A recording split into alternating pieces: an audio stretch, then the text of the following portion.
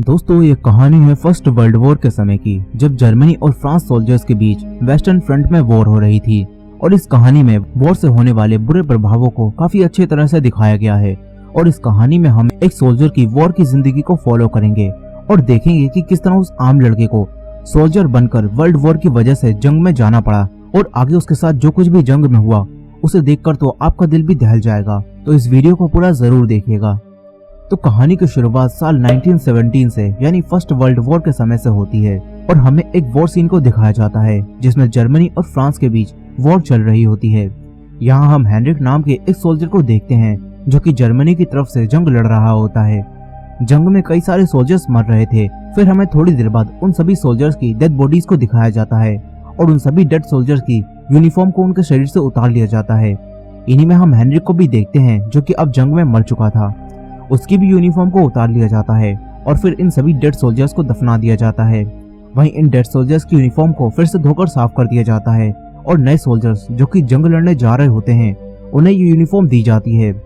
इसके बाद हमें एक लड़के पॉल को दिखाया जाता है जो कि अभी सिर्फ 17 साल का होता है। पॉल के दोस्त लुडविक, अल्बर्ट और फ्रांस सभी आर्मी में शामिल होकर जंग में जा रहे होते हैं, लेकिन पॉल को उसके डैड ने जंग में जाने की परमिशन नहीं दी होती। मगर अब पॉल यहाँ अकेला नहीं रहना चाहता। पॉल और उसके दोस्तों को कोई आइडिया नहीं होता कि जंग में उनके साथ क्या क्या हो सकता है। बस पॉल को अपने दोस्तों के साथ जंग में जाना था, इसलिए अब पॉल अपने डैड के जाली साइन करके आर्मी में शामिल हो जाता है। इसके बाद एक आर्मी ऑफिसर इनके स्कूल में आता है जो कि नए सोल्जर्स को देशभक्ति से भरी हुई एक स्पीच देता है, जिसे सुनकर सभी सोल्जर्स में जंग में जाने की एक्साइटमेंट बढ़ जाती है। इसके बाद सभी लोगों को उनकी यूनिफॉर्म दी जाती है। पॉल को भी उसकी यूनिफॉर्म मिलती है, लेकिन पॉल देखता है कि इस पर तो हेनरिक नाम लिखा है, इसलिए पॉल ऑफिसर से कहता है कि ये यूनिफॉर्म उसकी नहीं बल्कि हेनरिक की है। लेकिन वो ऑफिसर पॉल से कहता है कि शायद ये यूनिफॉर्म उसे फिट नहीं आई होगी, इसलिए ये तुम्हें दी जा रही है। वो ऑफिसर हेनरिक के नाम को हटाकर वापस वो यूनिफॉर्म पॉल को दे देता है। यहाँ किसी भी नए सोल्जर्स को ये नहीं पता होता कि उन्हें जंग में मारे गए सोल्जर्स की यूनिफॉर्म दी जा रही है। पॉल और उसके दोस्त भी इस बात से अनजान होते हैं। इसके बाद सभी सोल्जर्स को बंदूकें और हथियार दिए जाते हैं और फिर लेफ्टिनेंट सभी सोल्जर्स को वेस्टर्न फ्रंट की तरफ ले जाते हैं जहां जर्मनी और फ्रांस सोल्जर्स के बीच वॉर हो रही होती है। लेकिन लेफ्टिनेंट के वहां पहुंचने से पहले ही एक डॉक्टर उनकी सभी गाड़ियों को यहीं छोड़ने के लिए कहते हैं ताकि घायल सोल्जर्स को जल्द से जल्द अस्पताल ले जाया जा सके। लेफ्टिनेंट सभी गाड़ियों को सोल्जर की मदद करने के लिए वहीं छोड़ देते हैं और नए सोल्जर्स के साथ पैदल ही बैटल वाले एरिया की तरफ जाने लगते हैं। मगर तभी फ्रेंच सोल्जर्स इन पर बम से हमला कर देते हैं, लेकिन फ्रेंच सोल्जर्स का निशाना अच्छा नहीं लगता और इससे किसी भी सोल्जर्स को कोई चोट नहीं लगती। मगर लेफ्टिनेंट तुरंत सभी सोल्जर्स को गैस मास्क पहनने के लिए कहते हैं क्योंकि इस तरह के बॉम्ब में जहरीली गैस भी हो सकती है जिससे सभी सोल्जर्स मर सकते हैं। यहाँ पॉल अपने दोस्त की मास्क पहनने में हेल्प करता है और इसी वजह से वो अपना मास्क पहनने में लेट हो जाता है, जिससे लेफ्टिनेंट पॉल को डांटते हैं और उसे गार्ड ड्यूटी तक मास्क पहने रहने की सजा देते हैं। इसके बाद सभी सोल्जर्स बैटल वाले एरिया में पहुंच जाते हैं। यहाँ जर्मन सोल्जर्स ने बंकर बनाए होते हैं जहाँ ये रात में सोते हैं और छुपकर फ्रेंच सोल्जर्स पर हमला करते हैं। अब यहाँ आकर सभी नए सोल्जर्स को तुरंत काम मिल जाता है क्योंकि यहाँ बारिश हो रही होती है और बारिश का पानी उनके छुपने की जगह में भर रहा होता है। इसीलिए सभी सोल्जर्स अपने हेलमेट से पानी बाहर निकालने लगते हैं। यहाँ आकर पॉल और उसके दोस्तों को तुरंत एहसास हो जाता है कि उन्होंने जैसा सोचा था जंग वैसी बिल्कुल भी नहीं होती। यहीं पॉल और उसके दोस्तों को कैट नाम का एक सोल्जर मिलता है जो कि पहले से ही यहाँ पर होता है और उसे जंग का एक्सपीरियंस हो चुका होता है, इसलिए कैट पॉल और उसके दोस्तों की मदद करता है। फिर रात में जब पॉल अपने दोस्त के साथ गार्ड ड्यूटी कर रहा होता है तो पॉल को कुछ आवाजें आने लगती हैं। पॉल को लगता है कि ये आवाजें फ्रेंच सोल्जर्स की हैं, इसलिए पॉल गोली चलाता है और तभी कोई उस पर भी गोली चलाता है, लेकिन हेलमेट की वजह से पॉल की जान बच जाती है। कैट आकर पॉल को बताता है कि फ्रेंच सोल्जर्स ने तुम्हारी बंदूक की चमक देख ली होगी, इसलिए उन्होंने तुम पर गोली चलाई। कैट पॉल और उसके दोस्त को अलर्ट रहने के लिए कहता है, मगर थोड़ी देर बाद फ्रेंच सोल्जर्स जर्मन सोल्जर्स पर बम से हमला कर देते हैं। ये देखकर सभी जर्मन सोल्जर्स बंकर में छुप जाते हैं ताकि वो बम के हमले से बच सकें। लेकिन यहाँ पॉल का दोस्त लुडविक काफी डरा हुआ होता है। तभी बमबारी रुक जाती है, लेकिन फिर एक सोल्जर जिसका नाम जैडन होता है वो नए सोल्जर्स को बताता है कि अब फ्रेंच सैनिक हम पर खुद आकर हमला करेंगे। और ये सुनकर एक सोल्जर और भी ज्यादा डर जाता है और बंकर से बाहर निकलने की कोशिश करता है, लेकिन कैट उसे बाहर जाने से मना करता है। मगर वो सोल्जर फिर भी बाहर चला जाता है और तभी उस पर हमला होता है जिससे उसके चीथड़े उड़ जाते हैं। फिर यहाँ ये बंकर भी गिरने लगता है और ये देखकर कैट तुरंत सबको बाहर निकलने के लिए कहता है। कुछ सोल्जर्स बाहर निकल जाते हैं तो कुछ सोल्जर्स बंकर के अंदर ही दब जाते हैं। इसके बाद हमें सुबह के सीन को दिखाया जाता है जहाँ पॉल बंकर में दबा हुआ होता है, लेकिन फिर पॉल के दोस्त फ्रांस और अल्बर्ट आकर पॉल को बाहर निकालते हैं और किस्मत से पॉल को कोई भी चोट नहीं आई होती। पॉल कैट के पास जाता है और कैट पॉल को कुछ खाने के लिए देता है। इसके बाद एक ऑफिसर आकर पॉल को मरे हुए सोल्जर्स के टैग निकालने के लिए कहता है। सोल्जर्स का टैग में उनकी इन्फॉर्मेशन होती है, जिससे ये पता चलता है कि जंग में मरने वाला कौन था। अब डेड सोल्जर्स के टैग निकालने के दौरान पॉल को उसके दोस्त लुडविग के ग्लासेस मिलते हैं और ये देखकर पॉल लुडविग को ढूंढने लगता है। पॉल को लुडविग मिल जाता है, लेकिन लुडविग अब तक मर चुका होता है। लुडविग को खोने की वजह से पॉल को काफी दुख होता है। पॉल वहीं रोने लगता है, लेकिन सभी सोल्जर्स को जल्द से जल्द उनका काम खत्म करने के लिए कहा जाता है, इसलिए पॉल को लुडविग को छोड़कर आगे बढ़ना पड़ता है। अब यहाँ से कहानी 18 महीने आगे यानी नवंबर 1918 में जाती है, जहाँ हमें एक जर्मन ऑफिशियल माथियस एर्सबर्गर को दिखाया जाता है, जो कि जर्मन हाई कमांड से मिलने आए होते हैं। माथियस एर्सबर्गर लगातार मर रहे जर्मन सोल्जर्स की मौत से और जंग की वजह से हो रहे नुकसान से थक चुके थे, इसीलिए अब माथियस एर्सबर्गर सारी रिपोर्ट्स लेकर जर्मन हाई कमांड के साथ एक मीटिंग करते हैं, ताकि वो जर्मन हाई कमांड को एलाइड पावर्स के साथ वॉर को रोकने की बातचीत करने के लिए मना सकें। वहीं दूसरी तरफ पॉल उसके दोस्तों फ्रांस, अल्बर्ट और कैट को शैंपेन भेज दिया जाता है और ये जगह वेस्टर्न फ्रंट से काफी करीब होती है। यहाँ आकर सभी सोल्जर्स को काम करना पड़ता है। यहीं पॉल की कैट से अच्छी दोस्ती हो गई होती है और पॉल कैट के साथ मिलकर एक फ्रेंच घर के फार्म से एक बत्तख को चुराते हैं। उस घर का मालिक पॉल और कैट पर गोली चलाता है, लेकिन पॉल और कैट उससे बच जाते हैं। इसके बाद वो अपने दोस्तों के साथ मिलकर उस बत्तख को पकाकर खाते हैं। पॉल और उसके दोस्तों ने काफी दिनों बाद अच्छा खाना खाया होता है, जिससे वो सभी काफी खुश होते हैं। इसी तरह यहाँ कई दिन बीत जाते हैं। फिर एक दिन जब पॉल, कैट और उसके दोस्त काम कर रहे होते हैं, तो इन्हें कई सारी लड़कियां दिखती हैं। फ्रांस उन लड़कियों के पास जाकर उनके साथ चला जाता है। रात में फ्रांस वापस आता है और वो एक लड़की का स्कार्फ अपने साथ लाया होता है। फिर अगले दिन सभी सोल्जर्स के लिए उनके परिवार वालों की तरफ से लेटर्स आते हैं। कैट को पढ़ना नहीं आता था, इसीलिए पॉल कैट को उसकी वाइफ का लेटर पढ़कर सुनाता है, जिसमें कैट की वाइफ उसे बीमारी का बहाना बनाकर घर वापस आने के लिए कहती है। लेटर को पढ़ने के दौरान पॉल को पता चलता है कि कैट के एक बेटे की पहले ही मौत हो चुकी है और कैट लेटर में उस बात को याद करके थोड़ा इमोशनल हो जाता है। कैट के लिए जंग से घर वापस जाना काफी मुश्किल था और कैट वापस वेस्टर्न फ्रंट में जाकर जंग लड़ना चाहता था। अब अगले दिन कैट, पॉल और कुछ सोल्जर्स को 60 मिसिंग हुए सोल्जर्स को ढूंढने के लिए भेजा जाता है, जो कि फ्रेंच की बमबारी के दौरान मिसिंग हो गए थे। पॉल और कैट को वो मिसिंग सोल्जर्स मिल जाते हैं, लेकिन वो सब मर चुके थे क्योंकि उन्होंने अपने मास्क वक्त से पहले ही उतार दिए थे और जहरीली गैस की वजह से वो सब मारे गए।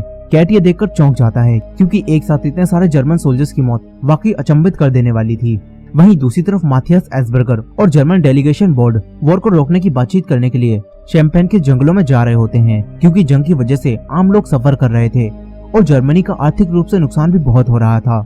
लेकिन दूसरी तरफ जनरल को जब पता चलता है कि फ्रांस उन पर दबाव बना रहा है, तो जनरल उन्हें जवाब देने के लिए सोल्जर्स को वापस जंग लड़ने के लिए वेस्टर्न फ्रंट जाने का ऑर्डर दे देता है और रात के दौरान ही सभी सोल्जर्स को वेस्टर्न फ्रंट में बैटल वाले एरिया में भेज दिया जाता है। सभी सोल्जर्स सुबह होने तक वेस्टर्न फ्रंट पहुंच जाते हैं, मगर पॉल और उसके दोस्त अल्बर्ट और फ्रांस जंग की वजह से काफी दुखी और डरे हुए होते हैं।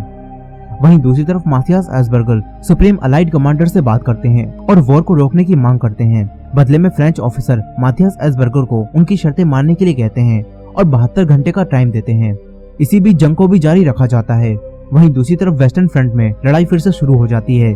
जर्मन सोल्जर्स को फ्रेंच सोल्जर्स पर अटैक करने के लिए भेजा जाता है, लेकिन फ्रेंच सोल्जर्स जर्मन सोल्जर्स पर बंदूकों और बमों से हमला कर रहे होते हैं, जिससे लगातार जर्मन सोल्जर्स मर रहे होते हैं। जर्मन सोल्जर भी फ्रेंच सोल्जर्स के इलाके में जाकर यानी कि फ्रेंच फ्रंट लाइन में जाकर उन्हें मार रहे होते हैं। पॉल भी फ्रेंच सोल्जर्स के बंकरों के पास पहुंच जाता है और सभी जर्मन सोल्जर्स मिलकर फ्रेंच फ्रंट लाइन में जाकर ज्यादातर फ्रेंच सोल्जर्स को मार देते हैं। पॉल, कैट और एक सोल्जर फ्रेंच सोल्जर्स को मारकर वहां रखे खाने को खाने लगते हैं, क्योंकि उन्हें जंग के दौरान अच्छा खाना नहीं मिलता था और इसी वजह से वो तीनों यहाँ खाना खाने लगते हैं। मगर तभी ये बंकर हिलने लगते हैं। पॉल और कैट बाहर आकर देखते हैं तो इस बार फ्रेंच सोल्जर्स काउंटर अटैक के लिए टैंक लेकर आते हैं और उससे जर्मन सोल्जर्स पर हमला करते हैं। जर्मन सोल्जर्स अपनी गन से उन पर हमला करते हैं, लेकिन जर्मन सोल्जर्स की गन का उन टैंक्स पर कोई भी असर नहीं हो रहा होता। फ्रेंच सोल्जर्स टैंक की मदद से लगातार जर्मन सोल्जर्स पर हमला करके उन्हें मार रहे होते हैं और वहीं दूसरी तरफ जनरल वॉर के बंदूकों और बमों की आवाज को बड़े ही आराम से सुन रहे होते हैं। जनरल के एक आदेश की वजह से न जाने अभी कितने जर्मन सोल्जर्स मारे जा रहे हैं, लेकिन जनरल को इस बात से कोई भी असर नहीं पड़ रहा होता। वहीं लड़ाई के दौरान पॉल कैट के साथ मिलकर फ्रेंच टैंक पर हमला करने जाता है और ये मिलकर कुछ टैंक को खराब कर देते हैं, लेकिन फिर French soldiers flame thrower gun लेकर आ जाते हैं और जर्मन सोल्जर्स को आग से जलाकर मारने लगते हैं। यहाँ जर्मन सोल्जर्स अब बुरी तरह से हार रहे होते हैं और उन्हें पीछे हटना पड़ता है। जर्मन सोल्जर्स वापस पीछे भागने लगते हैं। इसी दौरान पॉल एक हमले से गिर जाता है। वहीं पॉल के दोस्त अल्बर्ट को फ्रेंच सोल्जर्स मारने वाले होते हैं। अल्बर्ट तुरंत उनके सामने सरेंडर कर देता है और अपनी जान की भीख मांगने लगता है, लेकिन फ्रेंच सोल्जर्स अल्बर्ट को आग से जलाकर मार देते हैं। पॉल दूर से ये सब कुछ देख रहा होता है और पॉल कुछ भी नहीं कर पाता। पॉल की सांसें एक पल के लिए थम सी जाती हैं। पॉल भाग भी नहीं रहा होता और फ्रेंच सोल्जर्स उसकी तरफ ही आ रहे होते हैं। तभी कैट आकर पॉल को अपने साथ ले जाता है, लेकिन फिर लड़ाई के दौरान ही पॉल एक बार फिर से कैट से अलग हो जाता है और एक गड्ढे में गिर जाता है। एक फ्रेंच सोल्जर पॉल पर हमला करके उसे मारने वाला होता है, मगर तभी हमले की वजह से वो भी गड्ढे में गिर जाता है। पॉल तुरंत अपनी जान बचाने के लिए उस फ्रेंच सोल्जर पर हमला करके उसे घायल कर देता है। पॉल वहीं छुपा रहता है, लेकिन उस जख्मी फ्रेंच सोल्जर की तड़पने की आवाजें पॉल के कानों में जा रही होती हैं। पॉल ने पहले कभी भी किसी को भी इतने करीब से नहीं मारा था और इस जर्मन सोल्जर्स को मारने के बाद उसके तड़पने की आवाजें पॉल के कानों में चुभ रही होती हैं। पॉल से ये बर्दाश्त नहीं होता और थोड़ी देर बाद पॉल उस सोल्जर की मदद करता है और उसे पानी पिलाता है। इसके बाद वो सोल्जर मर जाता है। फिर जब सब शांत हो जाता है तो पॉल यहाँ से निकल जाता है। वहीं दूसरी तरफ माथियास एसबर्गर और बाकी ऑफिसर्स सुप्रीम अलाइड कमांडर की सारी शर्तें मानने के लिए तैयार हो गए होते हैं और रात में जब पॉल अपने यूनिट पहुंच जाता है तो यहाँ सभी सोल्जर्स खुशी का जश्न मना रहे होते हैं, क्योंकि इन्हें पता चल चुका होता है कि उनकी सरकार ने फ्रेंच की सारी शर्तें मान ली हैं और अब जंग खत्म हो जाएगी, और इसी वजह से सभी सोल्जर्स खुश हो रहे होते हैं। लेकिन दूसरी तरफ पॉल देखता है कि यहाँ कई सारे सोल्जर्स जख्मी पड़े हैं और तड़पते हुए अपनी मौत का इंतजार कर रहे हैं। यहीं पॉल को जॉर्डन भी मिलता है और जॉर्डन काफी जख्मी हो चुका होता है और वो डरा हुआ होता है कि वो अपाहिज हो जाएगा, लेकिन पॉल जॉर्डन से कहता है कि ऐसा बिल्कुल भी नहीं होगा, वो वापस ठीक हो जाएगा। इसके बाद पॉल को जॉर्डन से पता चलता है कि फ्रांस भी मर चुका है, यानी कि पॉल ने अब अपने आखिरी दोस्त को भी इस जंग में खो दिया है और पॉल ये जानकर काफी दुखी होने लगता है। लेकिन जॉर्डन पॉल से कहता है कि बहादुरी दिखाओ। इसके बाद पॉल कैट से मिलता है जो कि अब भी जिंदा होता है। पॉल और कैट एक दूसरे को जिंदा देखकर काफी खुश होते हैं। बाद में वो दोनों जॉर्डन के लिए खाना लाते हैं, लेकिन क्योंकि जॉर्डन समझ चुका था कि वो अब अपाहिज हो जाएगा और क्योंकि जॉर्डन अपाहिज होकर किसी पर बोझ बनकर नहीं रहना चाहता था, इसलिए जॉर्डन कांटे से अपने आप को जख्मी करके मार लेता है और फिर जॉर्डन की भी यहाँ डेथ हो जाती है। जॉर्डन की डेथ से कैट और पॉल को काफी दुख होता है। वहीं दूसरी तरफ जर्मन सरकार ने एलाइड पावर की सारी शर्तें मान ली होती हैं और सभी ने पेपर्स पर साइन भी कर दिए होते हैं और यहाँ ये डिसाइड होता है कि कल सुबह 11 नवंबर को 11 बजे ये युद्ध विराम लागू हो जाएगा और इससे जर्मन सोल्जर्स काफी खुश होते हैं। लेकिन वहीं जनरल को इस तरह से जंग खत्म होना पसंद नहीं आ रहा होता और वो काफी गुस्से में भी होता है और वो सभी सोल्जर्स को बुलाने के लिए कहता है। अगली सुबह कैट अनाउंसमेंट सुनता है कि आज 11 बजे ये वॉर रुक जाएगी और कोई भी सोल्जर्स आज से फ्रंट लाइन को पार नहीं करेगा। और ये सुनकर कैट पॉल के साथ फिर से उसी फ्रेंच फार्मर के घर एग चुराने जाता है। इस बार पॉल घर के अंदर जाता है, लेकिन फार्मर के मालिक का बेटा पॉल को देख लेता है और उसे फार्म में बंद कर देता है, मगर पॉल कुछ एग चुराकर यहाँ से निकल जाता है। फ्रेंच फार्मर इन पर गोली चलाता है, लेकिन ये दोनों फिर से गोली से बच जाते हैं। पॉल और कैट को बहुत भूख लगी होती है, इसलिए वो दोनों तुरंत एग खा लेते हैं। इसके बाद जब कैट अकेले जंगलों में टॉयलेट करने जाता है तो वहाँ फार्मर का बेटा गन लेकर आता है और कैट को शूट कर देता है। गोली की आवाज सुनकर पॉल कैट के पास जाता है और कैट जख्मी हो चुका होता है। पॉल कैट को उठाकर डॉक्टर के पास ले जाने लगता है। रास्ते में पॉल को कई सारे सोल्जर्स की गाड़ियां दिखती हैं। पॉल उन्हें रोकने की कोशिश करता है, लेकिन कोई भी गाड़ी नहीं रुकती। पॉल किसी तरह कैट को डॉक्टर के पास लाता है, लेकिन डॉक्टर पॉल को बताते हैं कि कैट अब मर चुका है। कैट की मौत से पॉल को काफी बड़ा सदमा लगता है, क्योंकि पॉल ने इस जंग में अपने हर एक साथी को खो दिया था और आखिर में पॉल के साथ बस कैट ही बचा था। लेकिन अब कैट भी मर चुका है और ये जानकर पॉल को काफी दुख होता है। पॉल दुखी होकर एक तरफ बैठा रहता है। वहीं जनरल को अब भी जंग की पड़ी होती है। उसे लगता है कि इस तरह सोल्जर्स का घर वापस जाना हीरोज की नहीं बल्कि कायरो की निशानी है और जनरल चाहता था कि उसके सोल्जर्स जीते हुए सिपाही की तरह अपने घर वापस जाएं। इसलिए जनरल सभी सोल्जर्स को ऑर्डर देता है कि 11 बजने से पहले वो सब एक बार फिर से फ्रेंच फ्रंट लाइन को पार करके फ्रेंच सोल्जर्स पर हमला करें और उनकी फ्रंट लाइन पर कब्जा कर लें। हालांकि कई सारे सोल्जर्स इस बात के खिलाफ होते हैं, लेकिन फिर भी उन्हें दोबारा जंग में जाना पड़ता है।